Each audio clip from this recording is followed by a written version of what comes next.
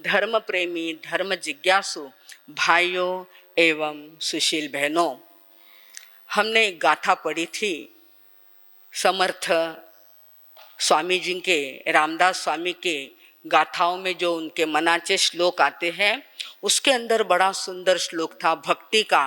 कहा गया है, मना सज्जना भक्ति पंथे चिजावे, तरी श्री हरि पाविजे तो स्वभावे, जनी निंदते सर्व सोडो निद्यावे, जनी वंद्यते सर्व भावे करावे। जय जय रघुवीर।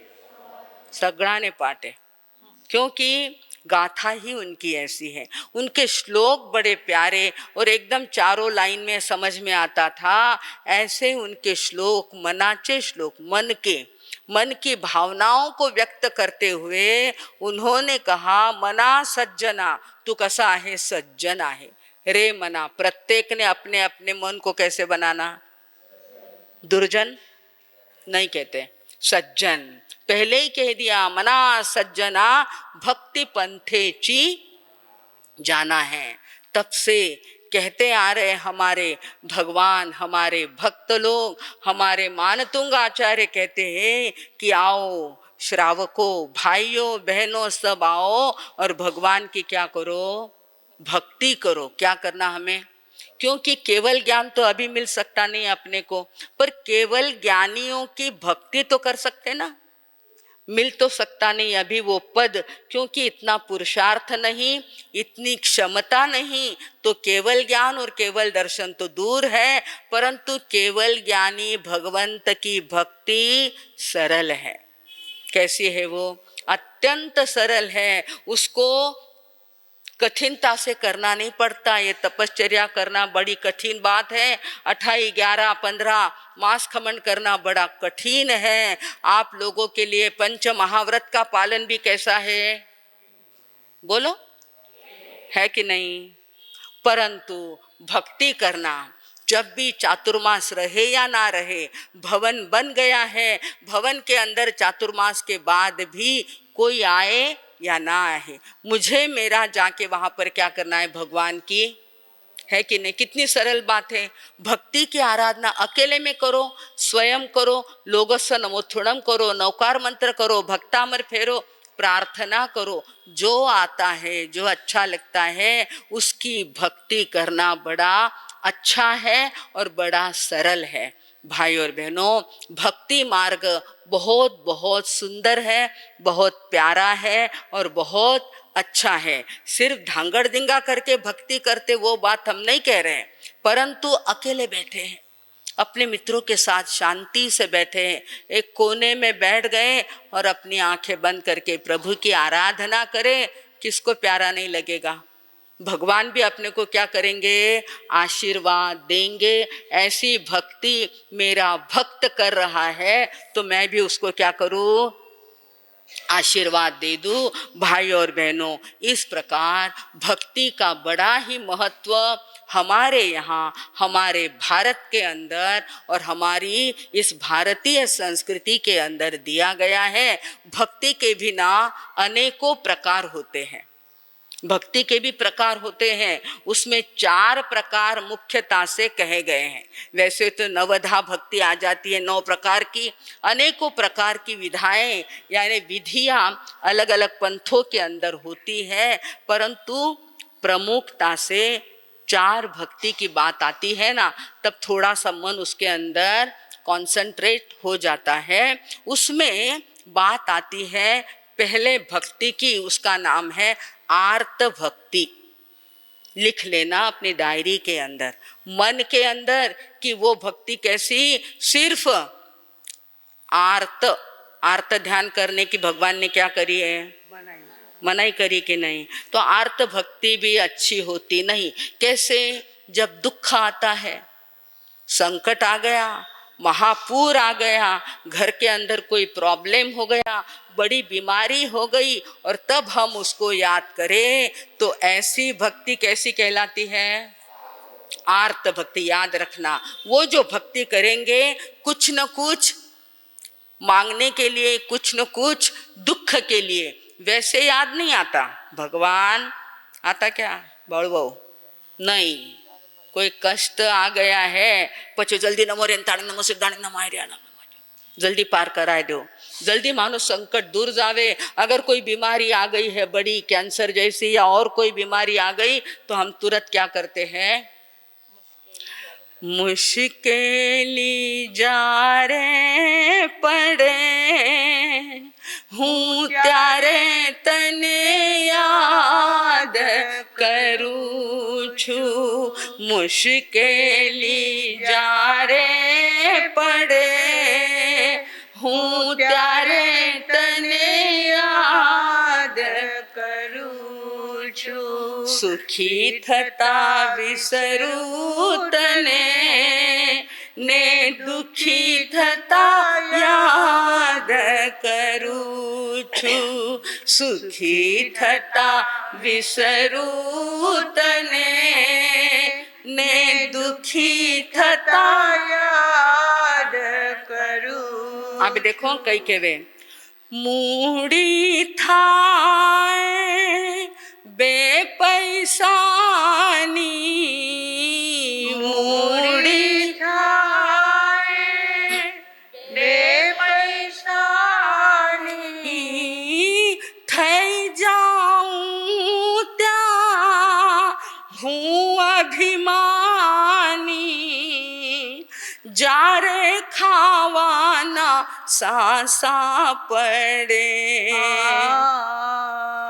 जा रे खावाना सासा पड़े हूँ त्यारे तने याद करूँ छू, सुखी थता विसरू तने ने दुखी थता याद करूँ। जो बन जा रे अंगे छल के, जो बन जा रे अंगे छल के, पाप करूं त्या मुखड़ू मल के, जा रे काया माँ कीड़ा पड़े, जा रे काया माँ कीड़ा पड़े हूँ त्यारे तने याद करूँ छू, सुखी थता विसरू तने ने दुखी थता याद करूँ छू, मुश्किली जा रे पड़े हूँ त्यारे तने याद करूँ छू, सुखी थता विसरू तने ने दुखी थता याद करूँ। ये कौन सी भक्ति हो गई? आर्त भक्ति। जब दुख आता है ना, वो बात अच्छी है, कम से कम याद तो करते हैं, दुख में भी क्यों ना हो याद तो करते हैं, परंतु भगवान फरमाते कि बेटा ऐसा ना करना, जब दुख ना हो ना तब भी मुझे याद करना। जब दुख ना हो, हम सुख में रहते हैं, हर तरह से हमारी परिस्थिति अच्छी है, तबीयत अच्छी है, सब कुछ अच्छा है, उस समय तो कम से कम हमें क्या करना चाहिए? याद करते हैं। हमारा बड़ा गौरव है, हमारे यहाँ के लोग, पिंपल गांव बसवंत के लोग, अभी मुझे बेनमार से पूछे कितना लोग आएगा, देख सोमवार है, आने का दिन बड़ा कम है, परंतु फिर भी अपनी अपनी संख्या के अंदर बड़ी तादाद में यहाँ पर आए हैं। लोगों को दुकानें हैं, काम है, धंधा है, बिजनेस है, नौकरी है, सब कुछ है, परंतु फिर भी प्रभु को क्या किया है? याद किया है। बड़ी आनंद की बात है, बड़े गौरव की बात है भाई और बहनों। ये अपने पुण्याई का काम है जो आज भी इन सुखों के दिनों में भी हमको क्या आ रहे हैं, भगवान याद आ रहे हैं। इसलिए हम लोग पहली भक्ति को क्या करते हैं, छोड़ देते हैं।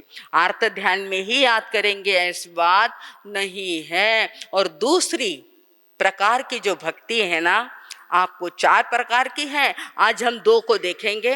दूसरे प्रकार की भक्ति का नाम है अर्थार्थ भक्ति। अर्थ क्या होता है? अर्थ मंत्री होते हैं ना आपके, निर्मला सीतारमन थी तो अर्थ में ध्यान आ जाता है। अर्थ यानी पैसा।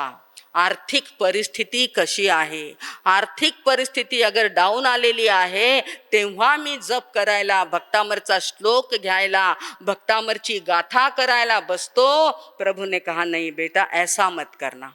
जब तुझे पैसों की कमी पड़ती है तब तू याद करे पैसा कैसा है, मुझे बताना। पैसा नोटे जड़ है कि चेतन है? बोलिए साहब। भाइयों को पूछना पड़ेगा, बहनों को तो हाँ, कैसा है आप? जड़ है कि चेतन है? जड़ है ना। और अपन कौन है? सभी चेतनावंत है, सभी में आत्मा है, जीव है, प्राण है। जरा देख लीजिए चिमटा लेकर के, किसको समझ में आता है? चेतना को समझ में, आत्मा को समझ में आता है। पैसा कितना भी गड्डी की गड्डी 10 लाख की पड़ी रहे, उसको कुछ भी समझ में नहीं आता, उसको वेदना नहीं होती। समझता किसको है?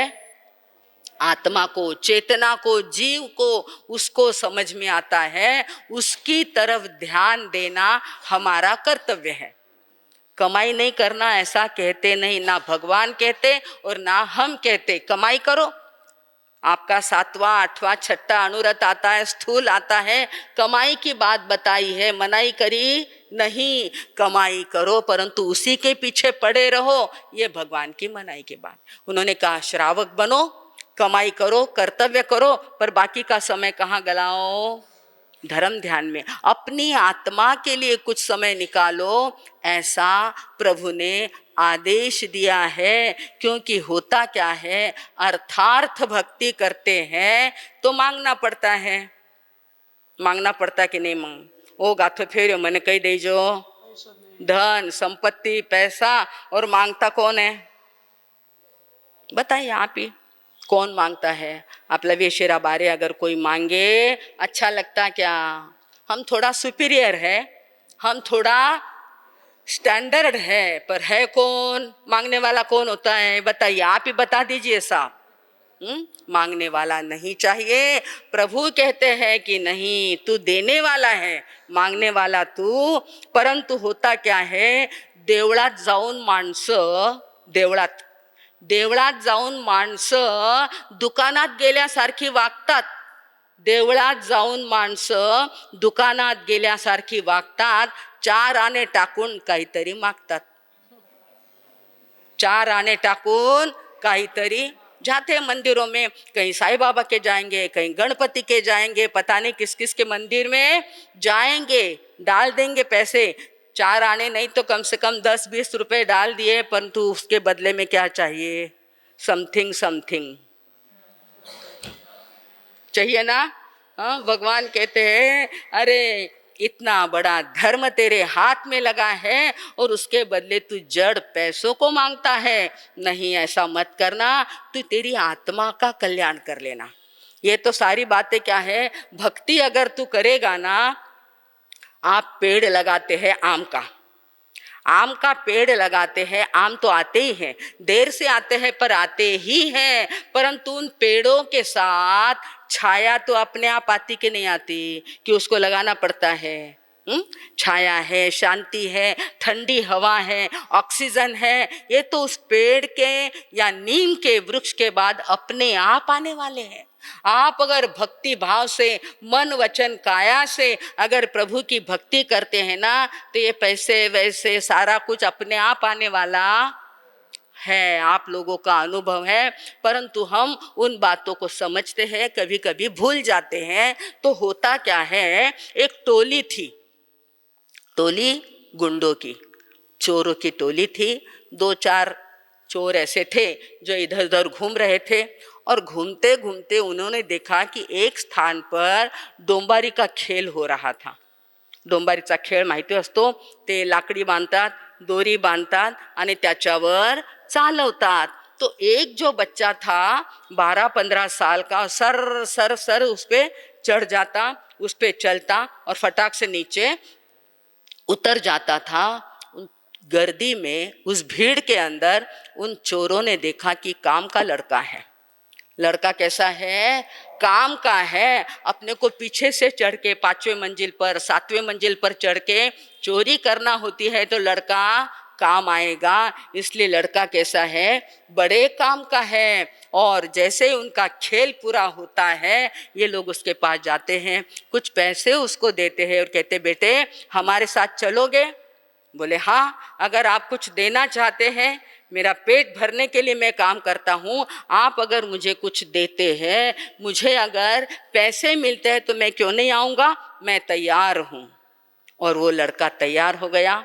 कुछ दिनों के बाद, इनके साथ रहने के बाद, उन्होंने प्लान तैयार किया कि एक बड़े घर में पीछे के दरवाजे से 4थी मंजिल पर चढ़ना है और वहाँ पर जो तिजोरी पड़ी है उसमें से माल मत्ता ले लेना है। ऐसा इन लोगों ने तय कर लिया।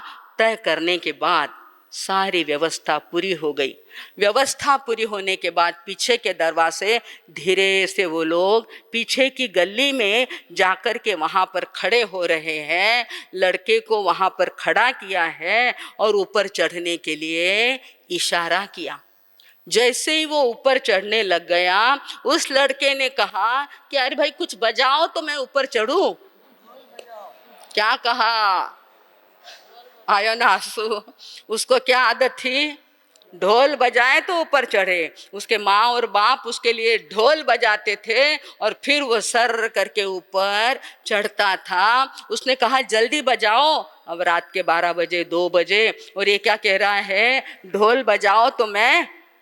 अगर बेचारे ढोल बजाते तो क्या हो जाता? उसने इशारा कहा बोल मत, नीचे उतर जा। क्या कहा? तू बोल मत, आवाज मत कर, जोर से चिल्लाना भी मना होता है, पाँव की आहट भी मना होती है, ढोल बजाने की बात करता है तू, नीचे उतर जा। उसने कहा भैया कैसे बात करते हो? ढोल बजाए बिना मुझे ना तो ऊपर चढ़ना आता और ना उसके ऊपर चलना आता है। मैं चल नहीं सकता बिना ढोल बजाए। उन लोगों ने, उन चोरों ने कहा कि तू अपना घर का रास्ता नाप ले, यहाँ तेरा काम। ऐसे जब ढिंडोरा पीट कर काम करना होता है तो काम होता है क्या? काम नहीं होता। ढिंडोरा पीटने की आदत मत लगाओ कि सबको पता चले। सबको पता चले ये बात अगर हम करने जाए तो उनको पता नहीं चलेगा। भगवान को अगर पता चलाना है तो हमें काम कैसा करना पड़ेगा? शांति के साथ, मन के साथ। मना सज्जना भक्ति पंथेची जावे। इस सज्जन मन को समझाना पड़ेगा। शांति से एकांत में जितनी साधना कर सको उतनी साधना करना चाहिए। और अगर दूसरे नंबर का जो भक्ति का स्थान है वो कौन सा है? अर्थार्थ भक्ति। पहली है आर्त भक्ति और दूसरी है अर्थार्थ भक्ति। अभी उसका भी मैंने कुछ कुछ सैंपल आपके सामने दिया है। समय अपना हो रहा है। आने वाले कल के ऊपर अपन देखेंगे कि आगे ज्ञानी लोगों ने क्या फरमाया है। ये अर्थार्थ भक्ति कहाँ कहाँ हमारे लिए पहुँचाती है, कौन सा उपदेश देती है, संदेश देती है, इसको तो कल अवसर आने पर देखेंगे। आज की बात याद रखना है कि बहुत ज़्यादा याचना करना नहीं, बहुत ज़्यादा मांगना नहीं। अपने आप मिले सो मिले, मिले सो मेरा, ऐसा अपने आप हो जाएगा। तो आज की गाथा तो अपनी अपन रह गए, उस चोर के बात में गाथा रह गई ना। आप भी भूल गए, मैं भी भूल गई, अरे भगवान। तो आज की गाथा में आया अल्पश्रुतम, प्रभु मेरी बुद्धि कैसी है? कौन कह रहा है? मानतुंगाचार्य। इतने बड़े आचार्य कह रहे कि मेरी बुद्धि कैसी है। और अपन क्या मानते हैं? ઘણી બુદ્ધિ એ માન તો ઘણો સમજે, માને સગળો આવે, વ્યાપાર કરતા આવે, રસોઈ કરતા આવે, ધંધા કિસ્સા કરના સકો, अरे वो बुद्धि नहीं, आत्म बुद्धि को यहाँ पर कहा है कि मैं कैसा हूँ। विद्वान लोगों में श्रुतवताम परिहास धाम, मैं विद्वान लोगों के अंदर, पंडित लोगों के अंदर, ज्ञानियों के अंदर हंसी का पात्र हूँ।